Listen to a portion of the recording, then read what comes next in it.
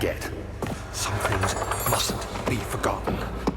The shadow hunting me. I must hurry. My name is Daniel. I live in London at Mayfair. What have I done? This is crazy. Don't forget. Don't forget. I must stop him. Focus. My name is... I am Daniel.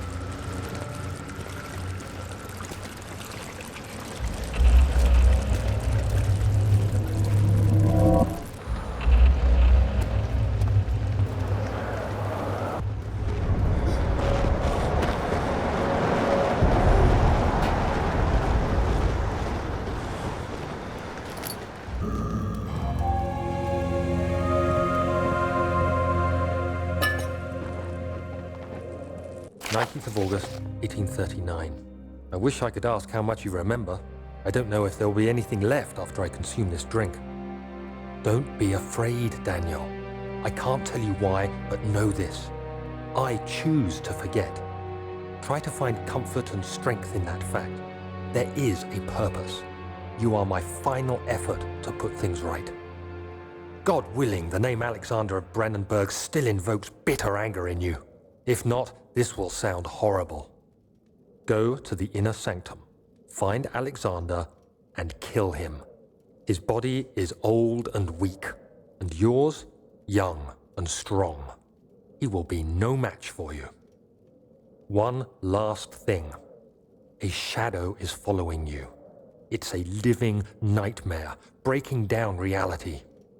I have tried everything, and there is no way to fight back. You need to escape it as long as you can. Redeem us both, Daniel. Descend into the darkness where Alexander waits and murder him. Your former self, Daniel.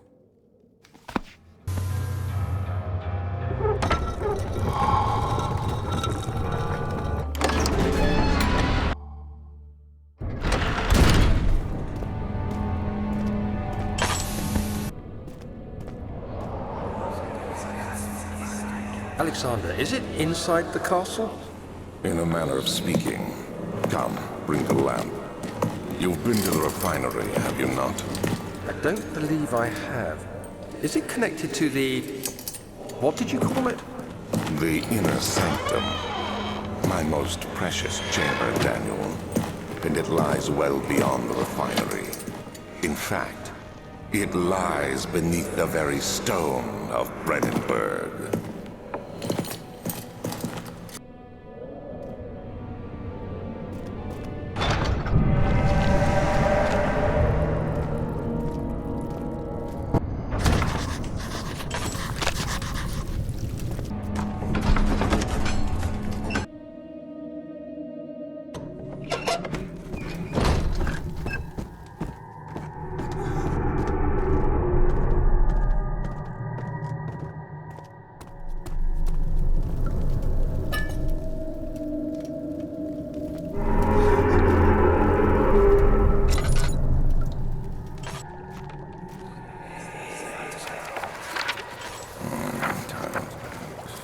there should be more Cooperite. Let me see. And one part Aquafortis.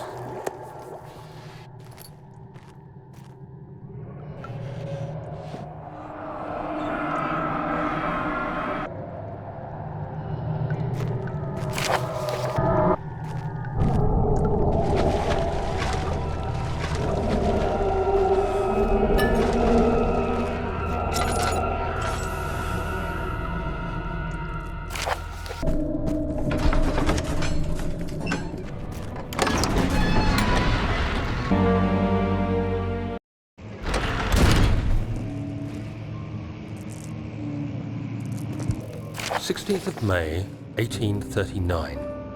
The unflinching African sun has continued to plague our expedition, making it impossible to dig until dusk.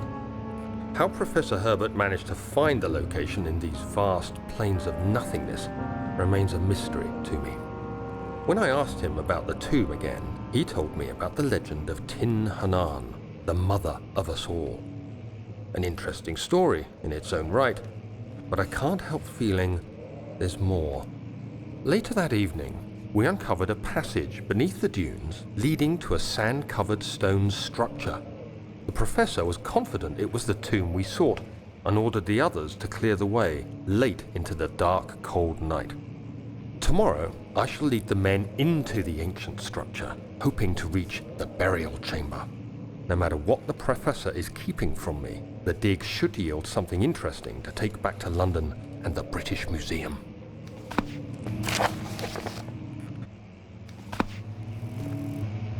"17th of May, 1839. My hands tremble as I write. I feel a need to document my tribulation, for I fear that my memory will fail me if I linger. Today, I took some men and ventured into the dark, ancient passage we uncovered.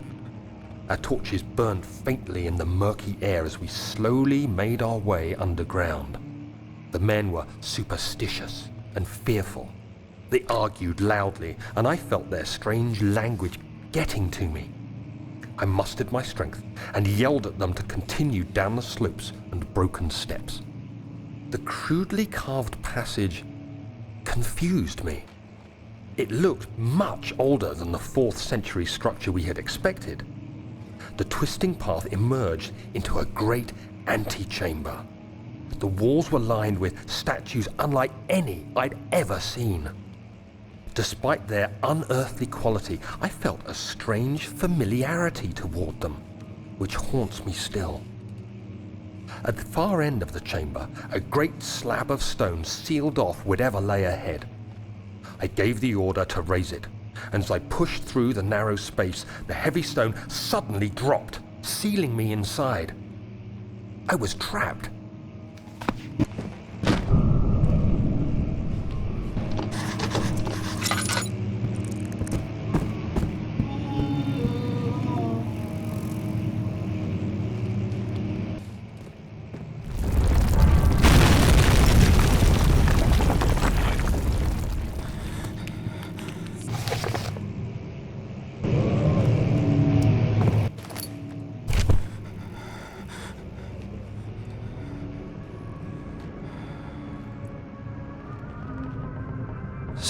May 1839. After pounding the unforgiving stone wall for what seemed like an eternity, I realized it was hopeless. I was trapped. I fell to the ground, gasping for air, trying to focus. That's when I saw a faint blue shimmer. My weakened body was heavy to carry, but I managed to push myself toward the enchanting light. It was waiting for me. Enclosed in dark nothingness, I felt myself drawn to the mystic light.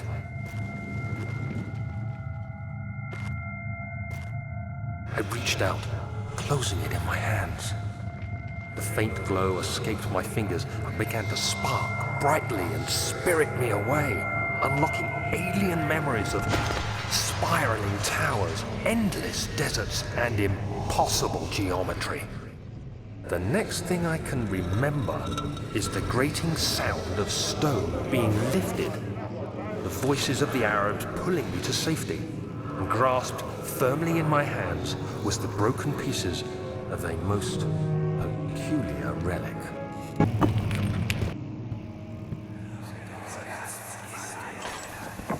Much of the castle is old and hasn't been tended to for centuries. When the shadow arrives, it won't take long until things start falling apart. We're just buying time anyway. Let's do what we can. There isn't much to be done about the wars. We should reinforce weak structures. The ground will tremble and there's a risk everything will cave in on us, especially downstairs. Here, and there. Let's get the servants working on it.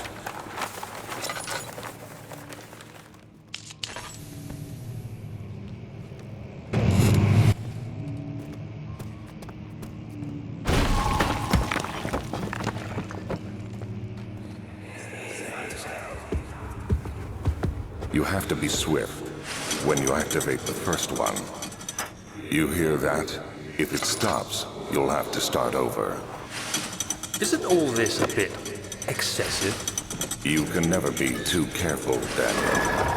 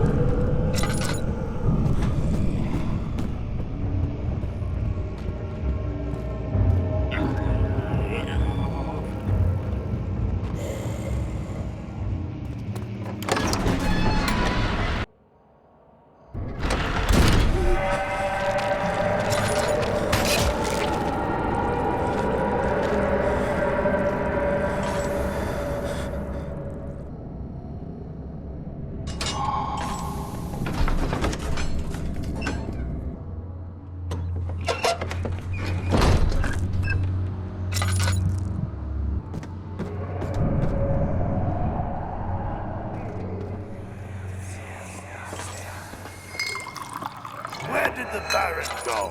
Who cares? He left us enough wine to last us a lifetime. Or at least until tomorrow.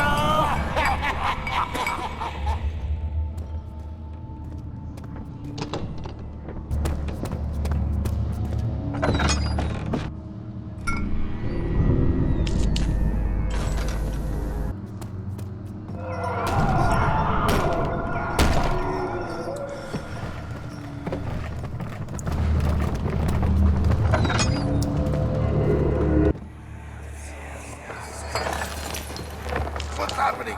Oh, it feels like my chest is going to burst. My God! Wilhelm, do something! Accept it. We're not getting out of here. How can you say that? Alexander, you piece of shit! Let us out of here!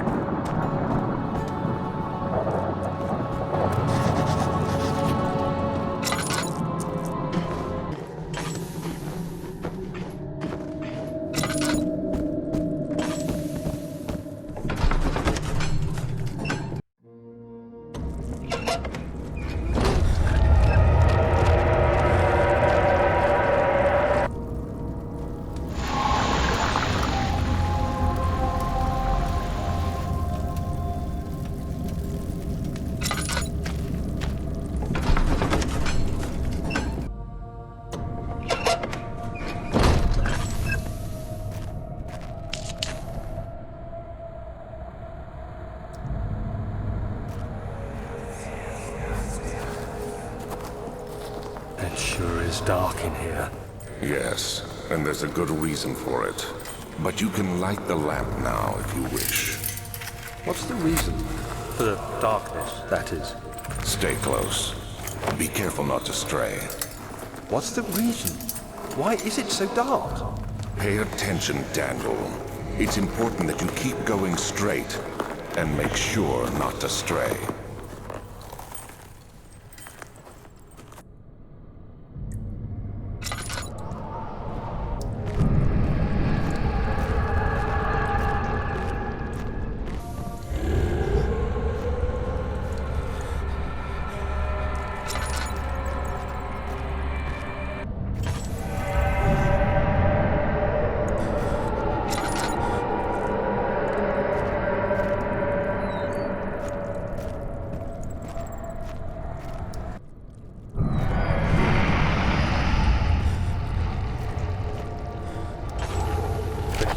June 1839. It's been more than a month since my last entry. After the event inside the underground chamber in Algeria, Professor Herbert insisted I return to England. He said he didn't want to risk forfeiting the entire expedition lest I took a turn for the worse. An excessive decision, in retrospect. But I'm glad it turned out that way. I found my journal this morning in the haphazard collection of things brought home from Africa. Next to it lay the broken stone orb wrapped in cloth. I tried to assemble it, but couldn't. The pieces wouldn't fit together, as if they weren't from the same object. Could I have imagined it all? Was there ever a complete orb?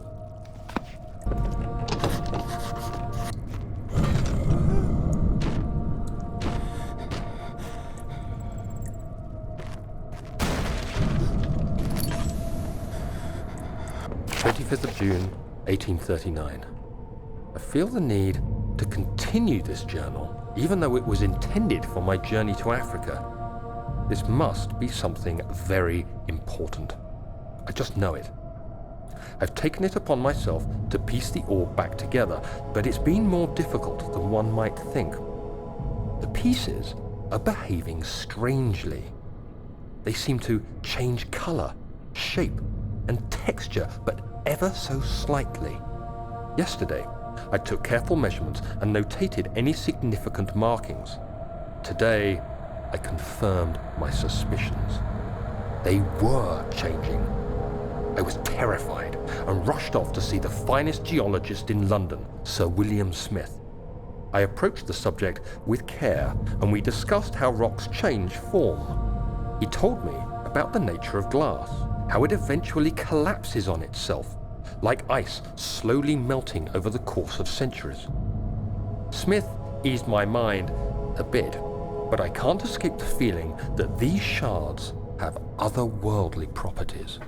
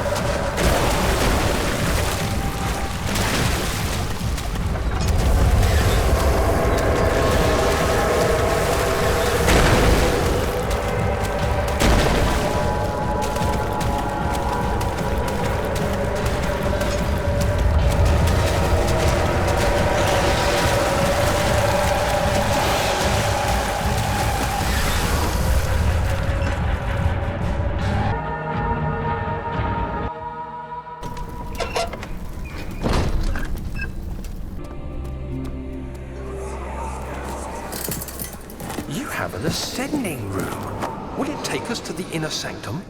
It will definitely take care of the vertical part of our journey. So, you have ridden an elevator before? Yes, the Colosseum at Regent's Park has one. It takes you to the gallery where you can view the panorama. Good. This ride might be a little longer, and in the other direction.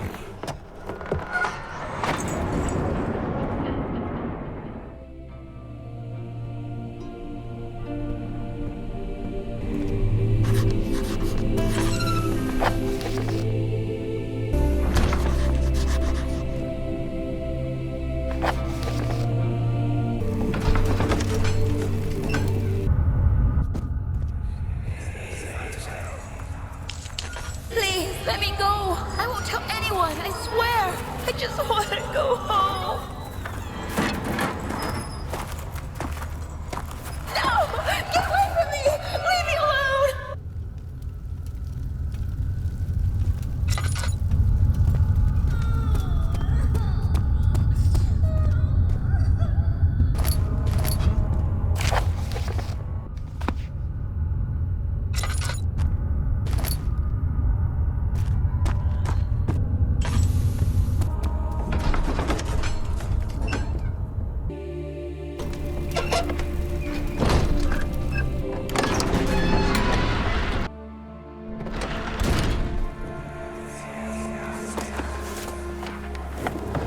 My journal is gone. What would they want with my journal?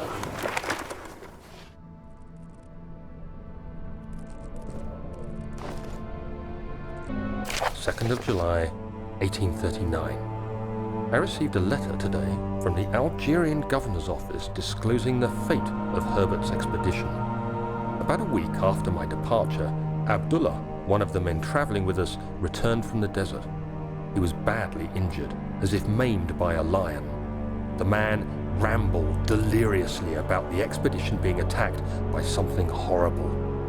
The French quickly dispatched a search party to look for the expedition. After searching for days, they found the camp abandoned without any trace of Herbert or his men. Tomorrow, I'll retrieve the things they recovered from Herbert's tent at the customs house. I don't know what to make of it, but I'm worried for him.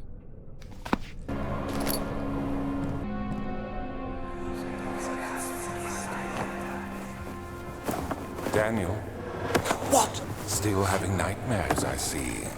Yes, I can't shake them. They come every night. We'll put a stop to them. You'll see.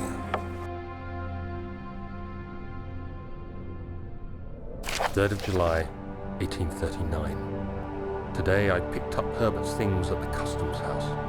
I dug through the trove of documents he had carried and found a log detailing the expedition. The nature of this text ranged from quick notes to colourful accounts of transpired events. I skimmed the pages, trying to figure out what might have happened. May 17th, the day I was trapped inside the orb chamber, Herbert dryly states, "Recovered Daniel after 1 hour of entrapment." This confused me greatly. I was suffocating within minutes. How could I have lasted an hour? I continued reading the peculiar text. Herbert states his facts without judgment or passion, but suddenly I could read frustration into his text. He pushed his men to investigate the underground tomb, an effort which seems to have strained the minds of his men. Madness spread through the ranks, and Herbert had to take some extreme measures to continue. He finally visits the chamber himself, where he retrieves the orb to the surface. His account confuses me greatly. If he has the orb, what are those pieces in my drawing room?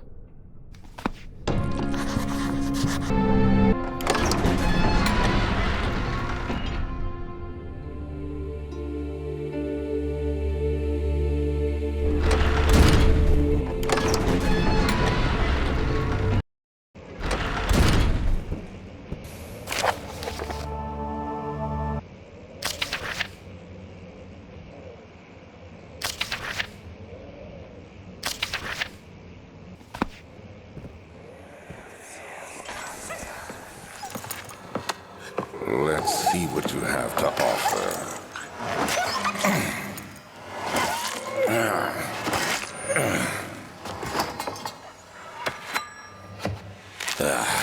What a mess. I should have sharpened the saw, but I can sense it.